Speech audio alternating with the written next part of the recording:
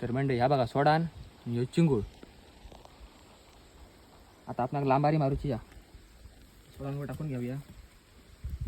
त्याला असं चिंगूळ लावायचो पाठीर त्याच्या हलको असो आणि त्याचा तसं पाण्यात सोडून ठेवायचं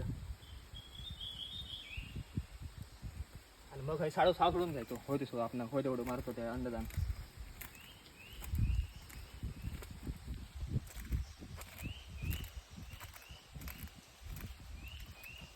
आणि थोडा रात ठेवून द्यायचा बांधून खात्रीवरती आणि मग त्या घ्यायचा आणि अंदाजान आपल्या टाकायचा. आपण घर टाकूचा त्या अंदाजान. मग पाठी बांधलेला ससीसा ते वजनासाठी खरं पळत नाही होय चिमूळ म्हणा.